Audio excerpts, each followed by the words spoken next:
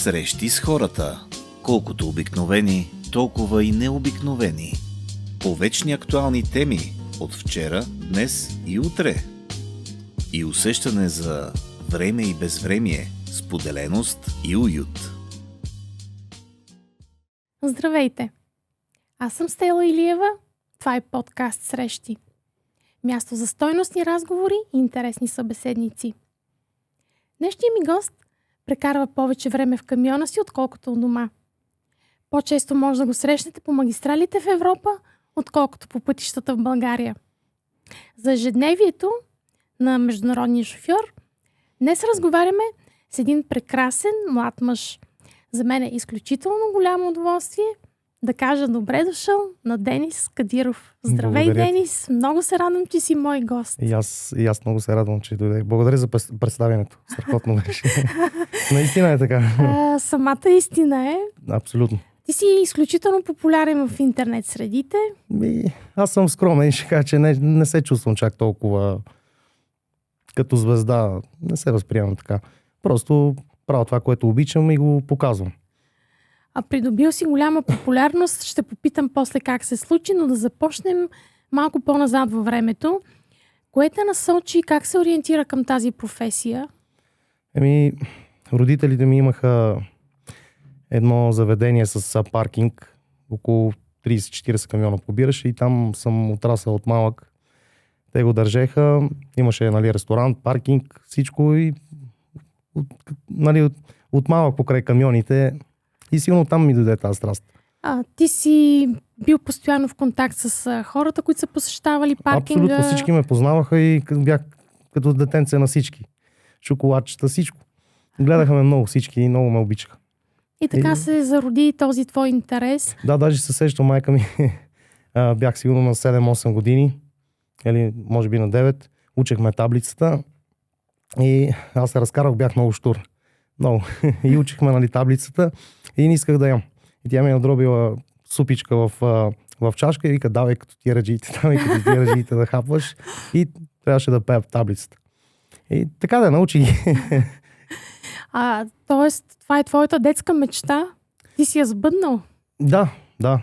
Може би майка ми ме е насочвала така, като ти раджиите и то си ми е останало чисто съзнателно, ли не знам. И просто много ми харесваха машините. Като всяко момче, което се интересува от големи автомобили, големи коли. Бяха страст. С скутери съм минал още като много малък. Каране без книжка, нали сега.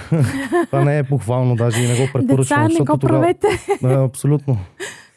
Но сега вече времената са други, определено. Да. Преди като се явявах на кормуване, ме питаха, имаш ли опит? И аз казвам да. Беше много, наистина гладко премина всичко това с кормуването. Извинявай, аз прескочих в темите. Не, съвсем си вървим по темата. Тоест, твоят интерес е още от съвсем ранна детска възраст. Това е което си искал да правиш, това, което правиш. Когато стартира обаче, имаше ли неща, които те изненадаха и си каза, ама това не съм си го представил по този начин? Отстрани изглежда романтично. Само се возиш, посещаваш различни държави. Всъщност той има много отговорности, ангажименти, понякога проблеми на пътя. Да.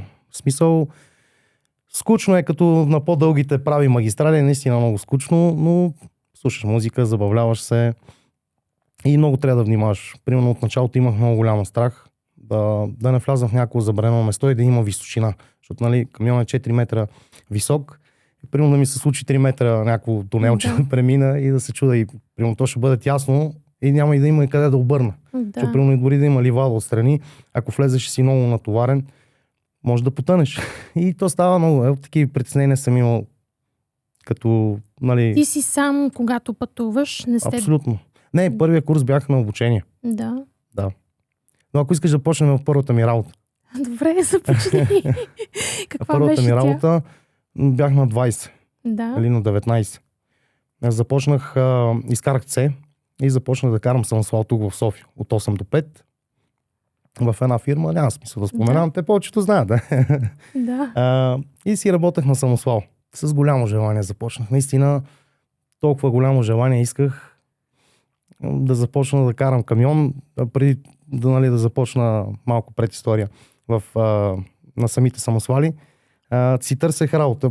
Обърнах джобса, това онова и постоянно звънях. Казах, нямам опит, ама имам огромно желание. Извинявай.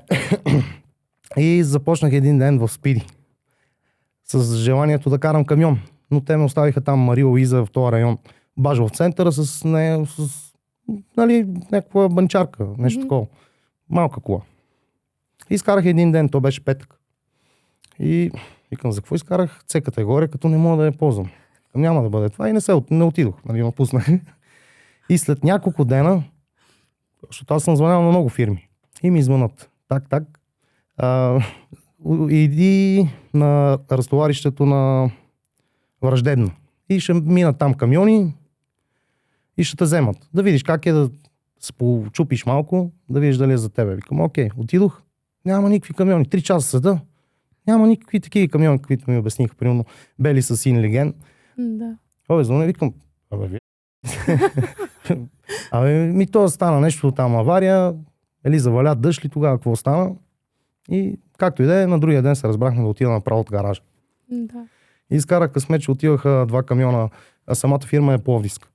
И 2 камиона отиваха до Пловдив и там хората, които работят, нали, колегите, ми казаха, че ще ходя към 2 камиона към Пловдив, ако искам да отида с тях и направо да подпиша. После да не се налага да хода сам. И аз така и направих. И на въпросния началник му казах, той ми пита, сигурен ли си, че ще се справиш? Казах му да. И 100% ще се справя. И ме пусна, между другото, да подпиша. Гласуваха ми доверие. Само един възрастен човек се качи с мен за 2 часа да ме види за какво става въпрос. Камионът беше с ръчни скорости. Уникално. Справих се и ми повериха, нали, машината и горе-долу 9 месеца изкарах там. Да. Извинявай, просто толкова говоря, не мога да си поемам въздух и не съм си. Вълнувам се и аз. Имаме водичка. Да.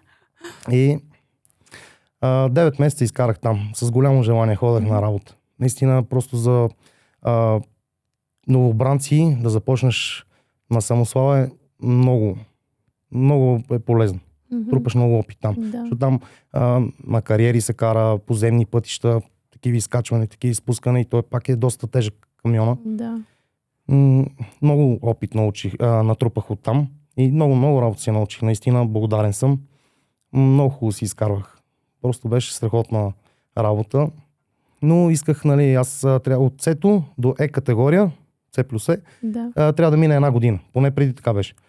И аз точно заради това исках да натрупам опит, но идеята си ми беше и мечтата да си стигна аз до камионите, вече до международно да си карам. Да.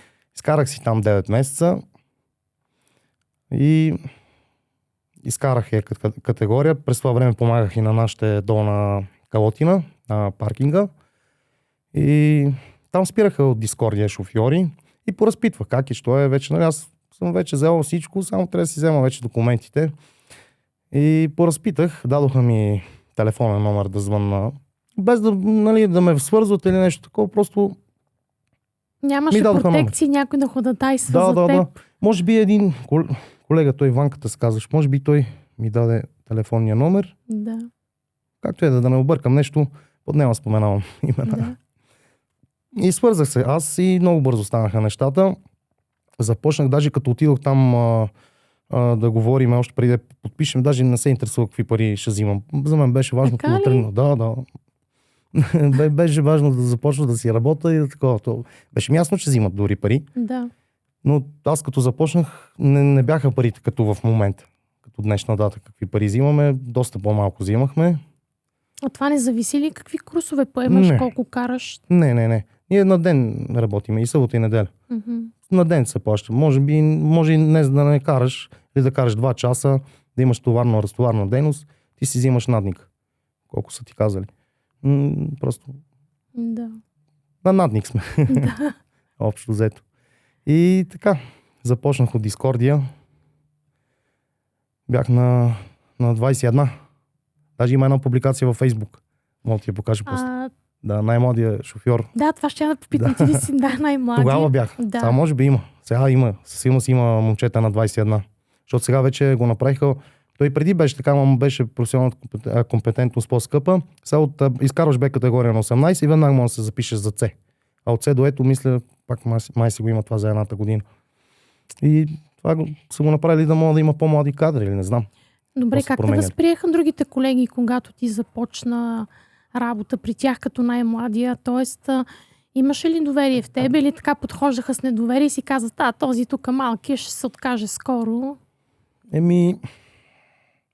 Нали, бях един курс на обучение. Да. Много готин човек ми се падна, Николай от Плевен. Много поздрави. И бях един курс с него. Ходехме до Германия, до Дортмунд. И ние даже минахме през Калотина, през паркинга. Първи курс минахме, хапнахме при баща ми. Да. И продължихме към границата. Там опашки, глупости, като влизаш в Сърбия, мазал. Хапнахме и той видя, че нали, съм доста запознат и съм израсъл там. Стана му ясно, че по принцип по 3, по 4 курса, по 3, по 4 курса трябва да пътуваме заедно, но той видя, че ще се справя. И още на първия курс ме пусна сам. Ама ние го направихме примерно 10 на дена, 10-12 дни, защото имахме проблеми с документи.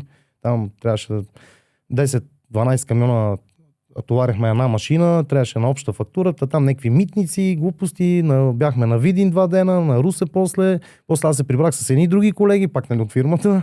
Да. Беше много интересно. И след това си продължих сам. Нали, минаваш по един нещо като изпит пред фирмата, питат там машинки, коя за къде, преди имаше много машинки за навсякъде. Всяко една държава си имаше машинка. Като за пътна такса да си плащаш. Да. И трябва да ги знаеш тези работи. А сега вече е доста по-простено. Една машина плаща навсякъде почти. Само Румъния трябва да си вземеш винетка. Като те старите наши. Някакви страхове имал ли си тогава, когато тръгна сам все пак такъв дълъг път? Ти пътуваш из Европа, нали? Цяла Европа. Да, страховете ми това за да не сгреша нещо, да не влезна където не трябва. Не, че не се е случвало, но точно за височина не. Иначе през други знаци 7 тона и половина съм влизал много пъти. Да. Но примерно се сещам вече от първите ми курсове.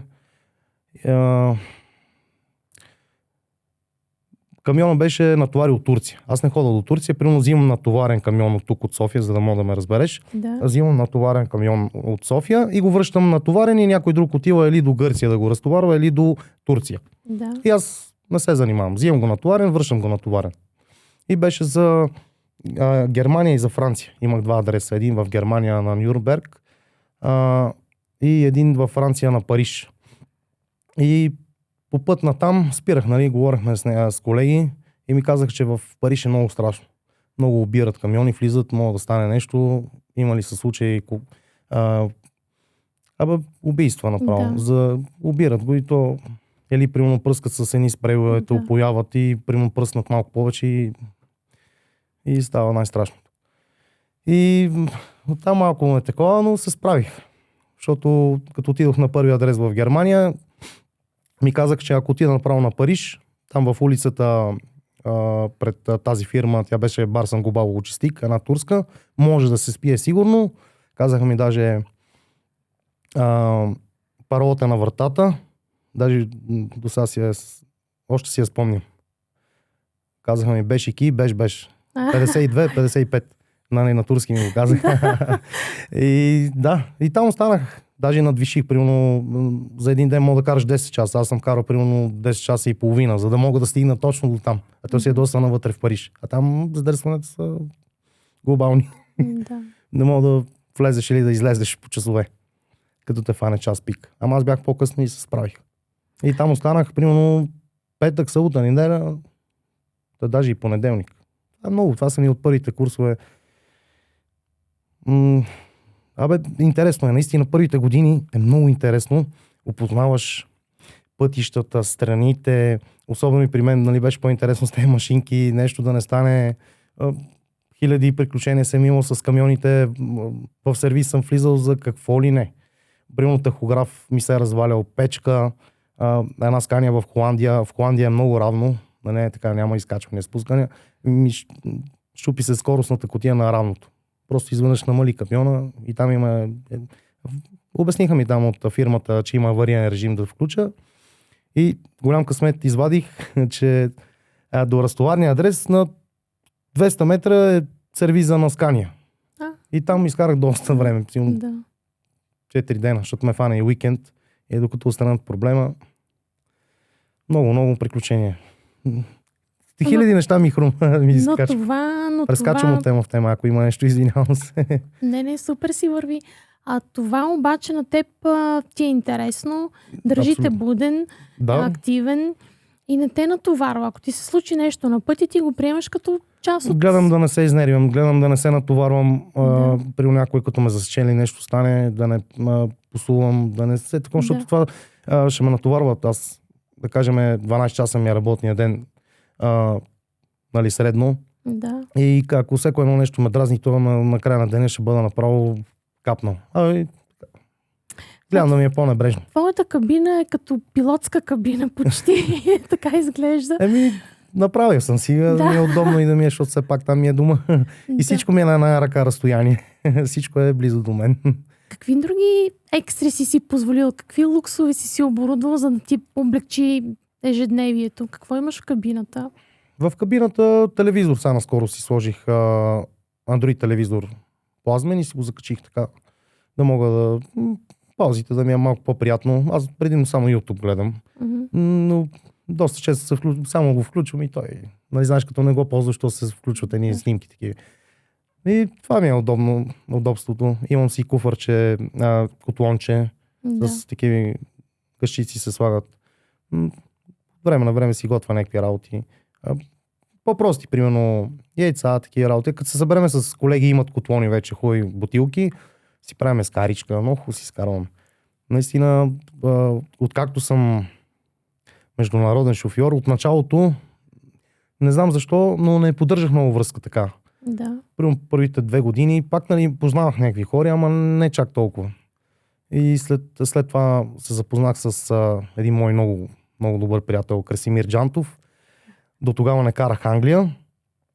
И той ви каза, айде, ще ти помагам това. Аз си мисля, че ще бъде много трудно, нали, там се кара обратно движение. Да. Послушах го, започнах и събрахме една много готина група.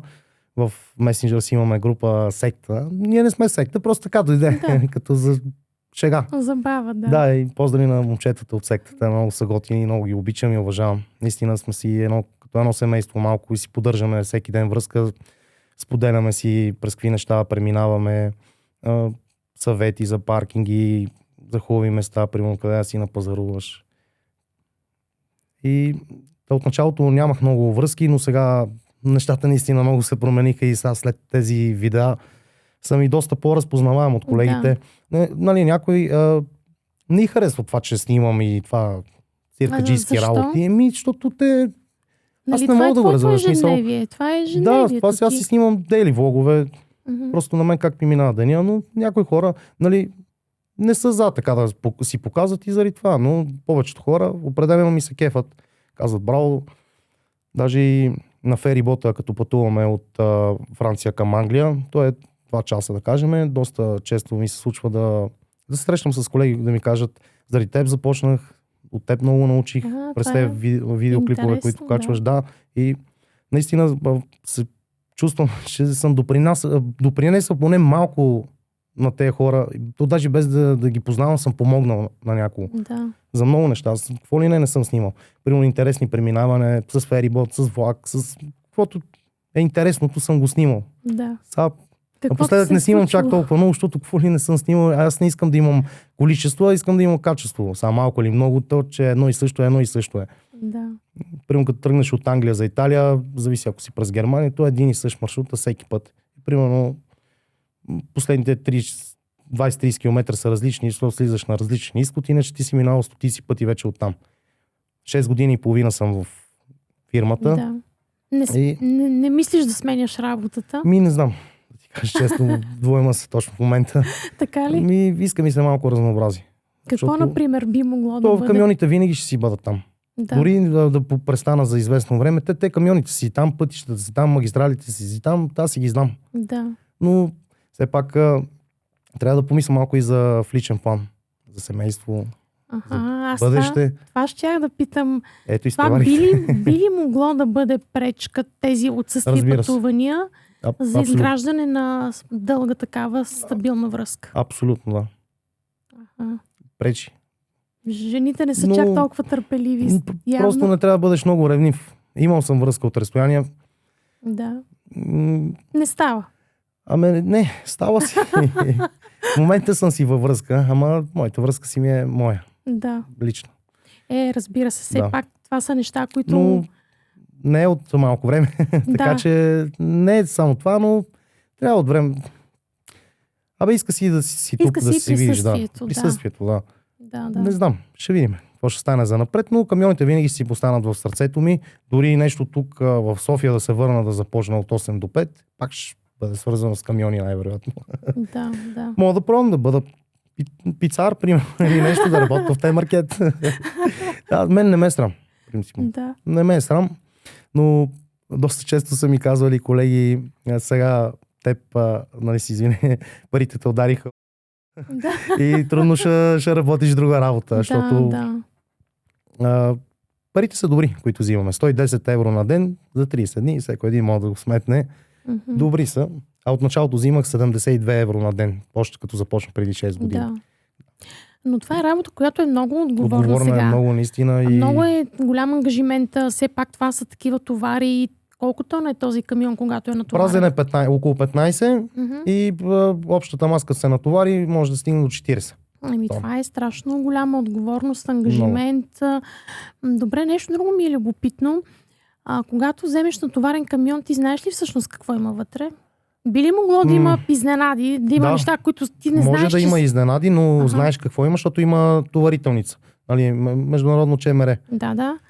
И то там си пише, но примерно ако е от Турция камионът, той е пломбиран. С пломба, има пломбажно въже. Да. И в смисъл не знаеш колегата дали хубаво го е укрепил, защото не всеки път се засичаме с този колега. Да. Нали, ако е... Може да ти напише, примерно едно лище да ти остави, да ти каже, примерно и така. Има ги, но... Тоест не може да очакваш да има някакви забранени неща вътре? До сега не се е случвало, не съм чувал. Не се е случвало, поне аз не съм чувал за 6 години нещо такива забранени неща. Може и аз да съм возил, не се знае. Защото примерно повечето неща са в едни кашони. Да, ти не знаеш какво има всеки съндъци, кашон. примерно някакви работи, аз не знам, примерно пишат някакви работи, текстил, да кажем. Не знам дали има текстил вътре, не мога да го отвориш да го провериш, защото после ще го убат. Дали си имал някакви случаи, проблеми с мигранти? Да, качвали са ми се, няколко пъти са се опитвали да се качват. Даже и в движение имам такива клипове. Да, сещам се още от началото, като започнах да карам Англия.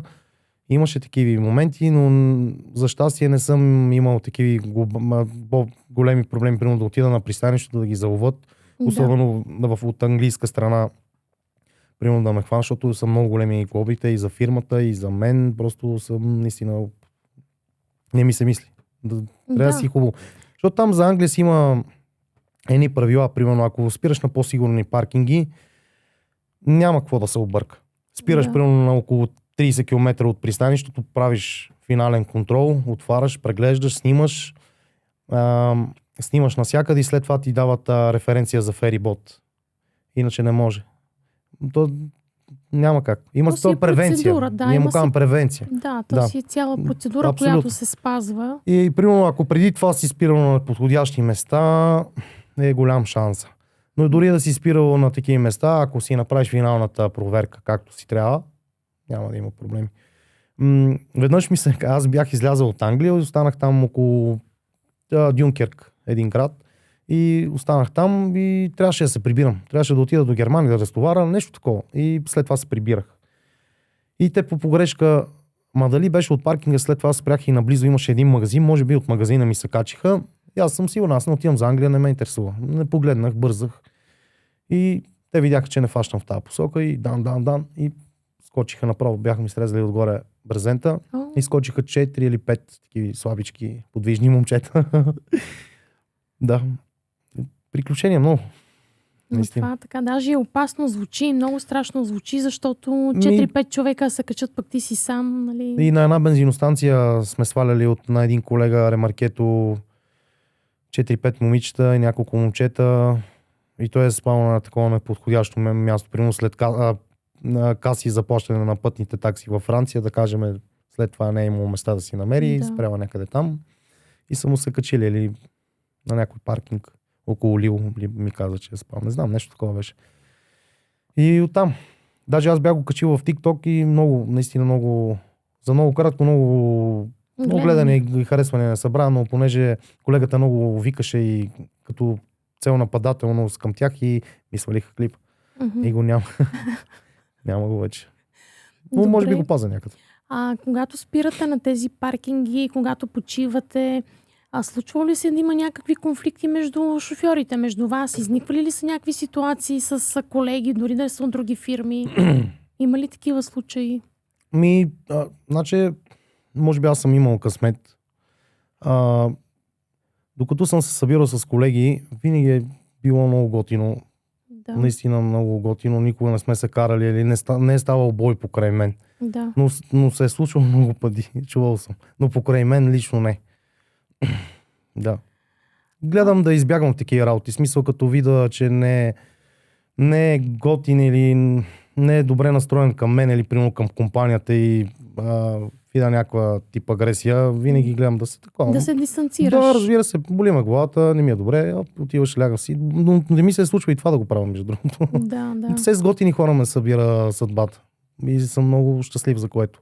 Поздрави на всички колеги, лек път и Безаварийно. Здрави гуми. Да. Склонни ли са хората да помагат, ако нещо Определено. има? Много си помагаме. Там не е така като в България. Там много повече си помагаме. Но има малко разделение от фирмите. Примерно да, има някакво отделение там, но все пак сме хора и си помагаме. Там е малко по-добре. Като чакаме някакви документи, примерно някоя друга фирма, аз от нали, българска, и си говорим какво да правим. Тук сме само ние двамата. Но има някакви такива деления, особено тази фирма, в която работя Дискордия, много ги напада, защото много бавно карат. А то, понеже те взимаме всякакви товари, примерно в Румъния, като е по-специален товар, по-висок, по-се накланя камиона в завоите, то има и много нови колеги, които те първа започват и карат много по-внимателно. И някои колеги, примерно отзад, са с по-лек товари, повече могат да карат, примерно в завоите с по-голяма скорост и се пречи на някой. И примерно аз като съм лек, някой ми пречи, защото винаги настигам, гона, искам да мина повече километри. Това става просто тук за Румъния и за България. Иначе там след, кажем, на края на Румъния си започва магистрала, си е само магистрала, но па има забрана за изпреварване в Унгария и в Румъния.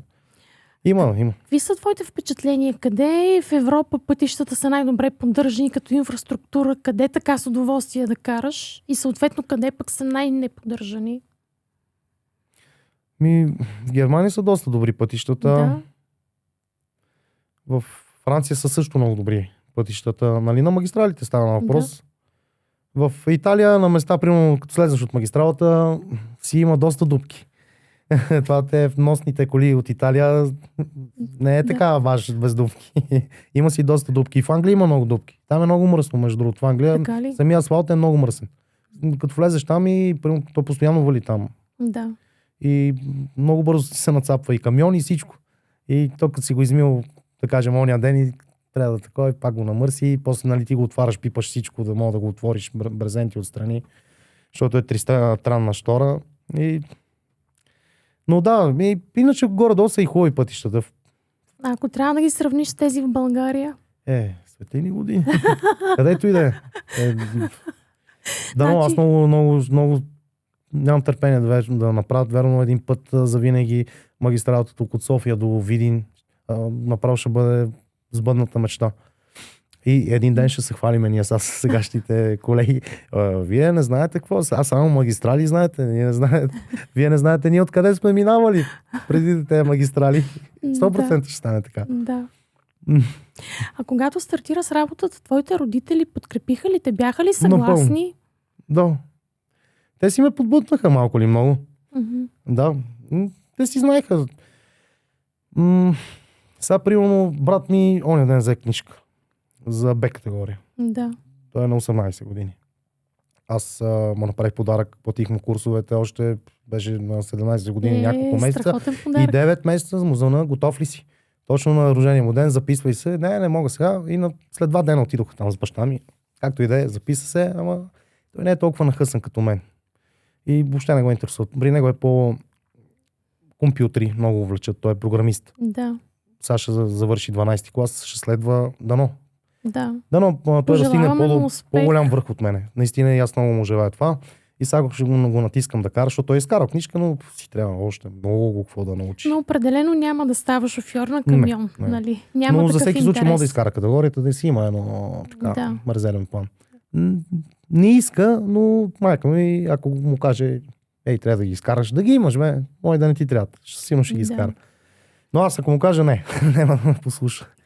Но разбирам, че ти имаш подкрепа от семейството. Да, напълно. Но исках да се доуточня. В смисъл, при мен беше по-така, знаеха, че отивам на това, но пак са ме мислили, но аз не го усещах така, защото аз бях малко по-така штур, по-самостоятелен, още от съвсем малък.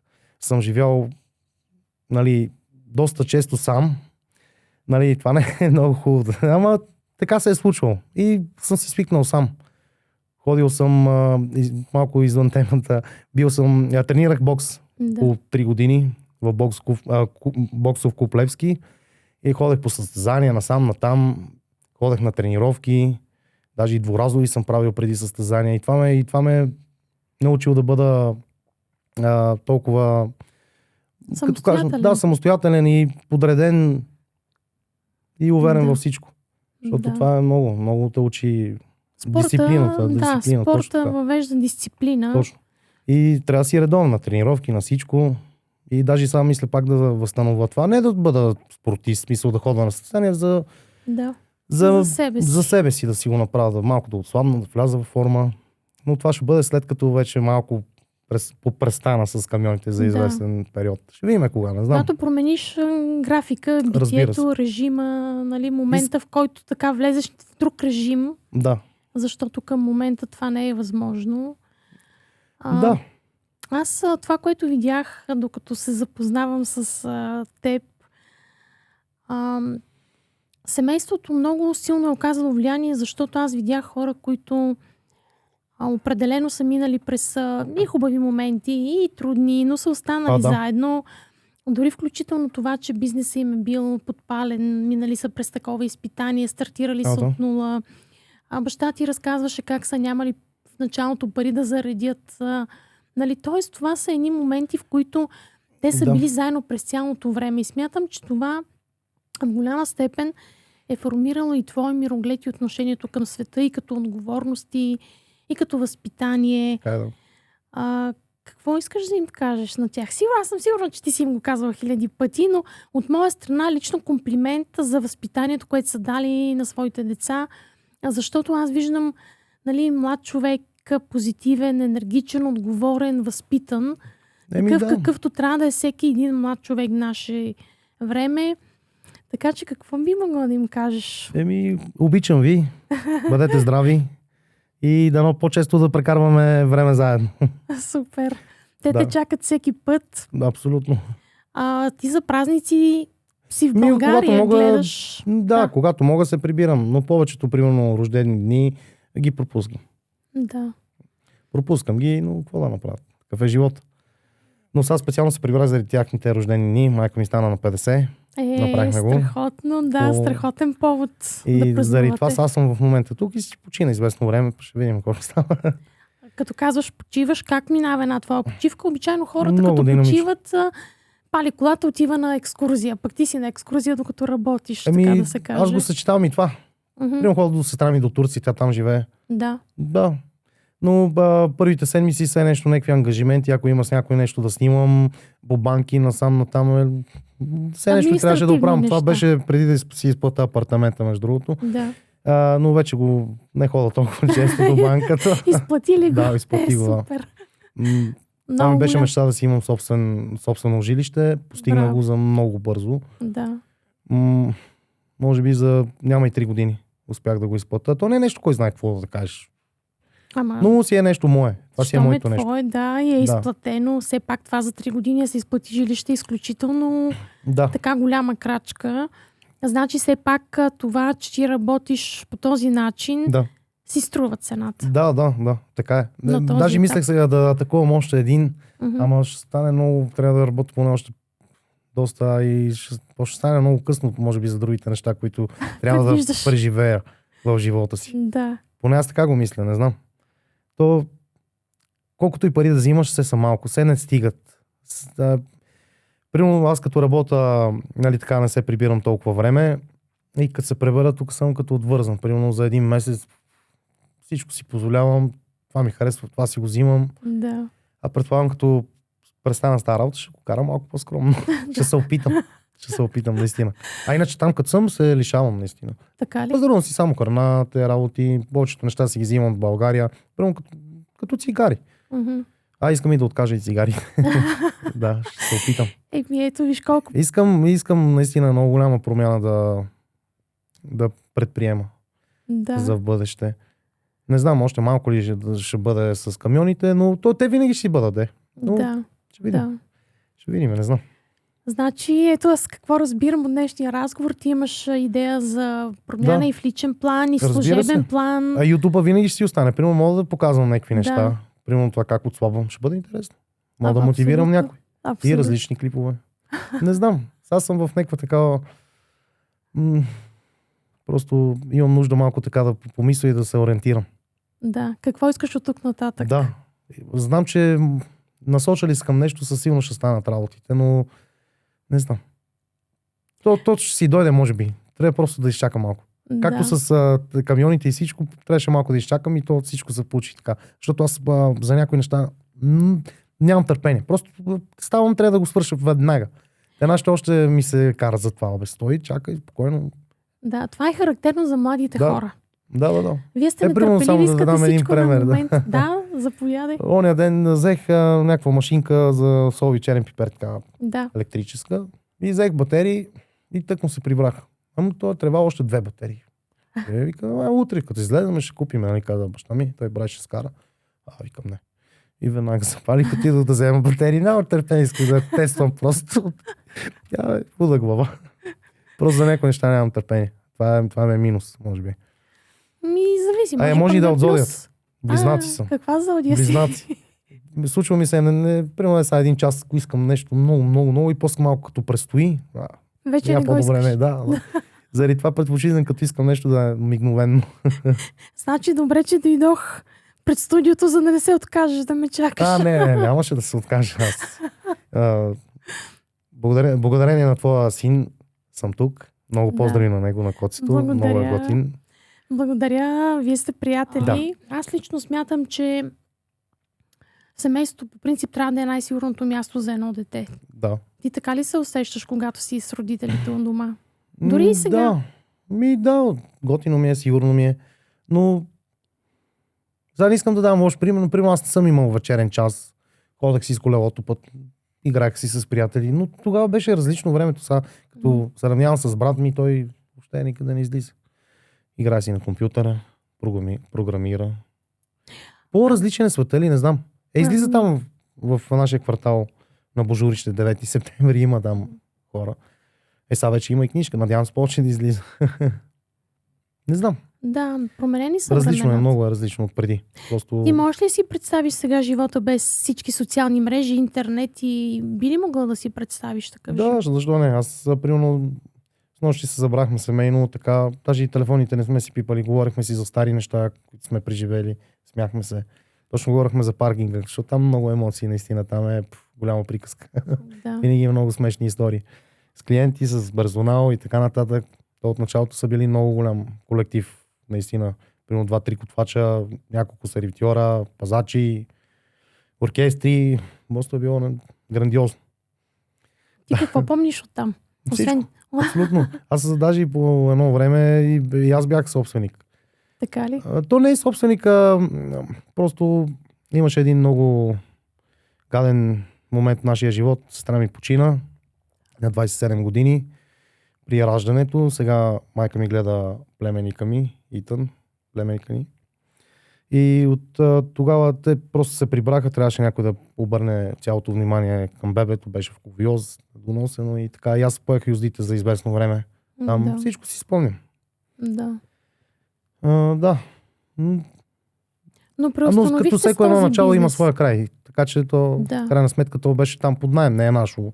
Да. И то самата сграда там се рушеше. Вече беше крайно време. А то функционира ли към момента? И не. Вече Там не. се е почти разрушил. То е на Балкан Турист. Е тази сграда. Предполагам, не съм минал. То сега дали магистрала има, те Да. много съкратиха и от мястото на самия паркинг и няма. Просто трябва да дадеш много пари, за да възвърнеш нещо функционално. Да, но въпросът е, че към този момент то си е изпълнило функциите. Да, тогава.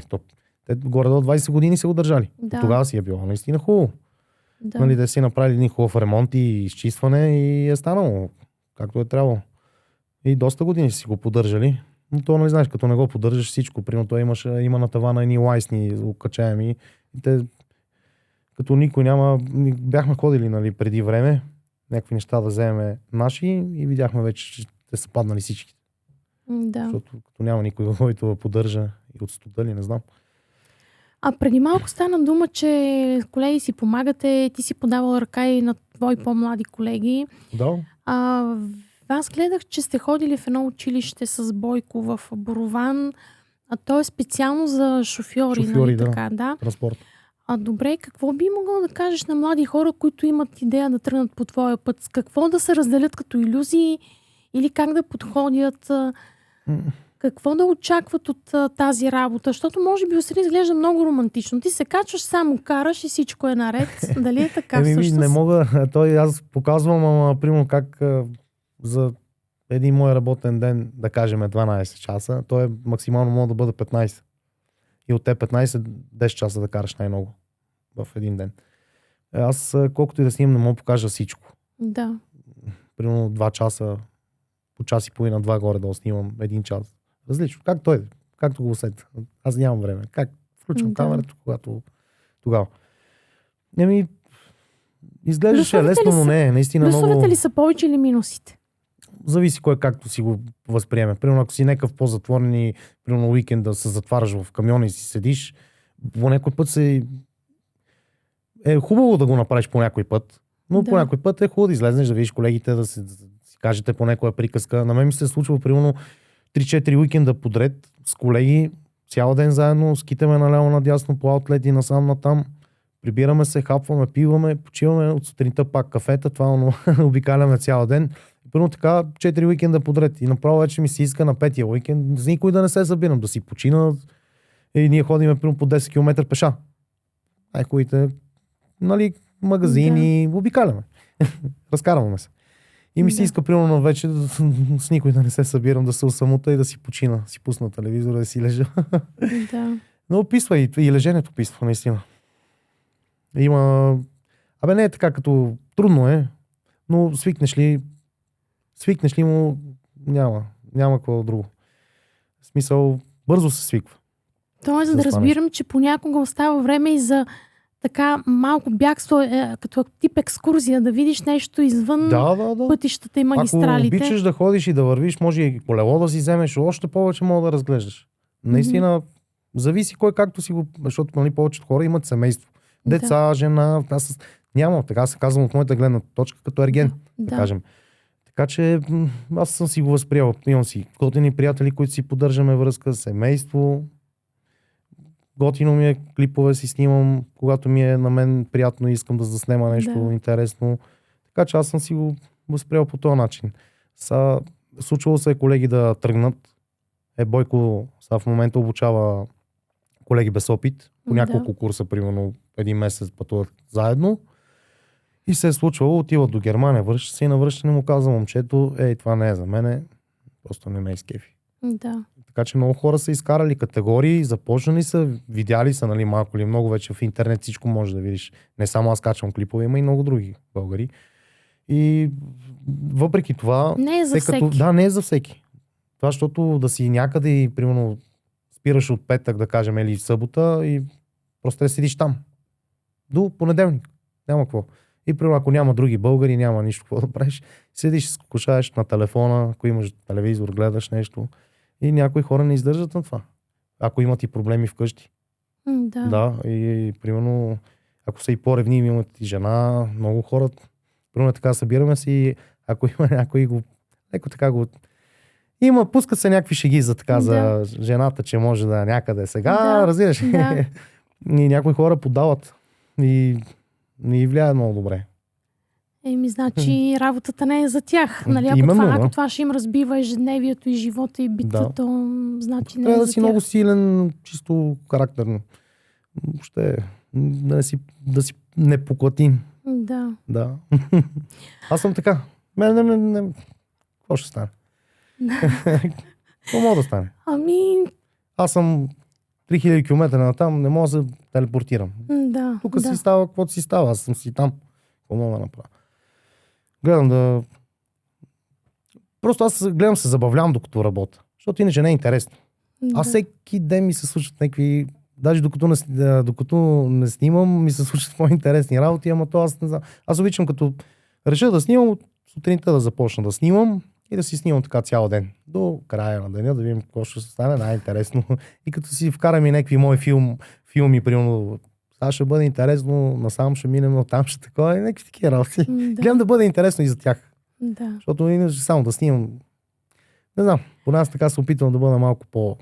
От това, което си видял в Европа, ако можеш да избираш... Къде бих живял? Да, и къде бих живял, да.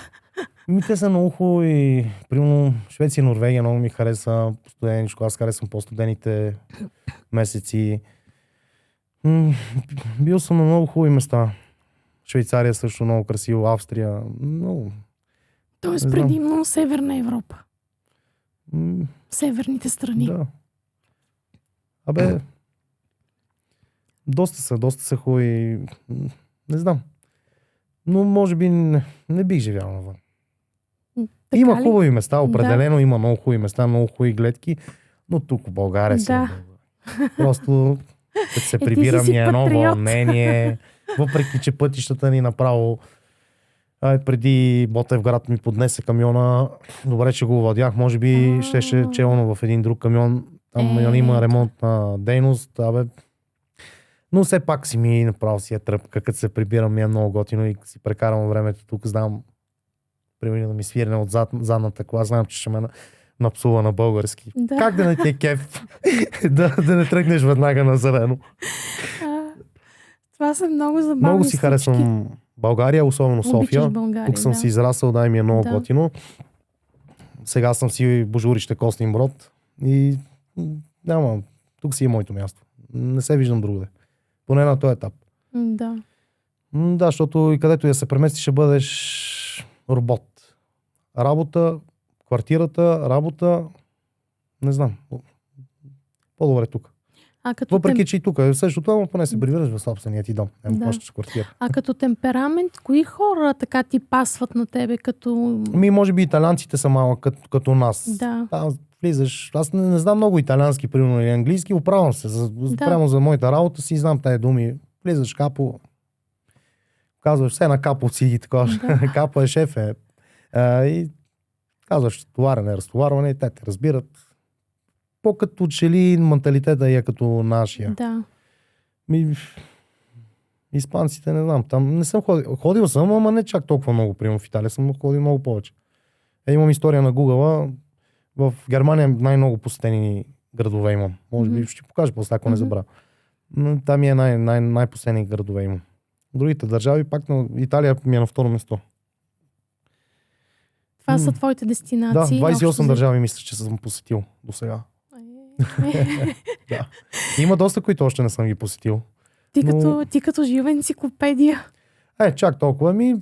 Може би ако имах желание повече да се разкарвам, може би много неща щях да такова. Но ако има някой с мен, примерно колега, да отидем някъде да се разкарваме, да, ще отида. Да. Ама сам ми е някакво тъпо така да обикалям като гуд. Да. В бъдеще сме решили с колеги, ако се събереме около Париж, да ходим да разгледаме Париж. Лондон. Благодарение на клиповете, които правя, много хора, много хубави, интересни запознанства съм направил. при Лондон с едно момче го обиколих. Иво, поздрави. Обиколих целия Лондон. Показа ми го Биг Бен, Лондон Ай. Да. Там тези работи забележително ги видях. Беше наистина готино, но аз като ги виждам постоянно такива красоти, да, добре, ама в България друго си е София да отидеш тук на жълтите палета. Да. И София, между другото, е много красива и интересна за чужденците. Те също го намират за нещо различно. Те си баш те туристи и си обикалят всички столици, според мен, и се чекират като мен как си пази историята, и съм бил на всяка една столица. И аз това, примерно, мисля, че съм се тагвал във Фейсбук във всяка една столица, която съм минал. Така ли? Да, правил съм го. Просто исках да се тагна навсякъде всяка една столица. Да. Ама иначе от началото не бях много добър. Аз не бях много добър по география. Да кажа нещо смешно. Да, и от началото още като започнах, аз покарах примерно 1-2 месеца прави курса, отидох до Германия, връщах се, после пак отидох до Гърция, връщах се и после реших да влизам за 3 месеца на вътрешно, му казвам. Да не се прибирам. И какво става? Дават ми курс и ми казаха, че ще карам Швеция. Швеция, ферибот и това, онова. Къде ще отивам аз? Извън на учител ми, където ме такова. Викам, дадох ми за Швеция да хода. Той е супер, добре, има ферибот, така. Викам, идеално, нечето не те разбрах. Викам, ама там от коя страна се кара? Вика, пак си отдясно си караш, не се притесняй на Англия това. Даже не знаех, разбираш. Да. Но след това, наистина, като пътуваш, вече съм много. Придобиваш представа. Да, и представа, и знаеш горе-долу къде си вече. Да. Примерно, ако ми кажеш България, това ми е голям минус, който трябва да си го поправя.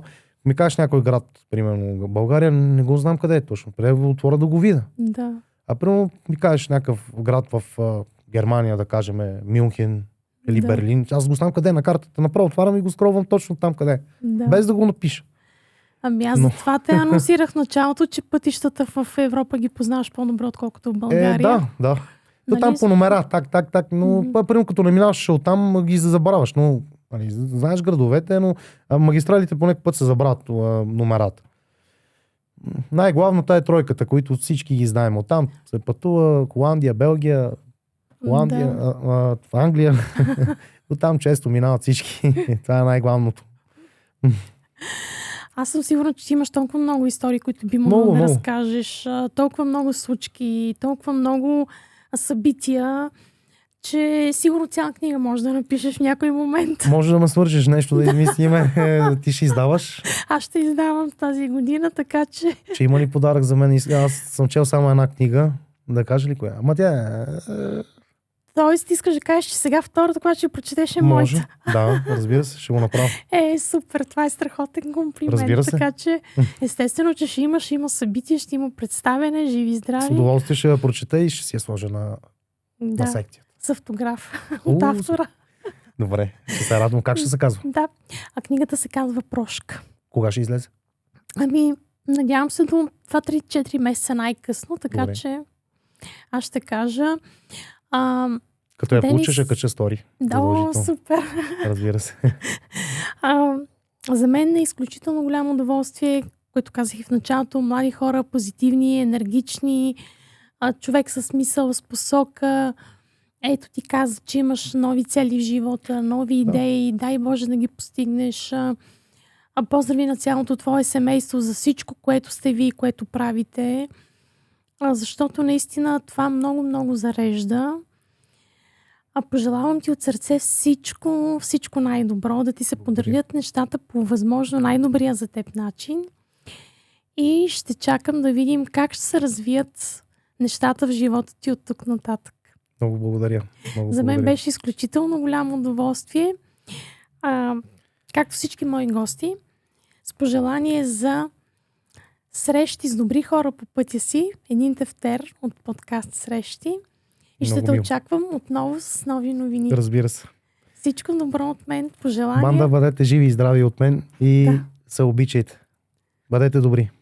И спазвайте дистанция. Дистанцията е важно и да не се разсейвате с телефоните. Защото аз гледам много подкасти в движение. Така че пазете се. Пазете се, да. Беше ми наистина много приятно да приказваме.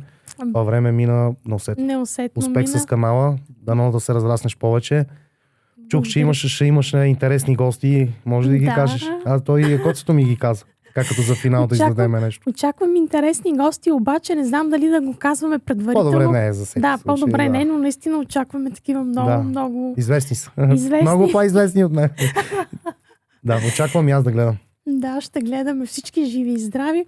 Ако този епизод ви е харесал, не пропускайте да се абонирате. Очаквам ви следващия път. До нови срещи. Искрено ваша Стела.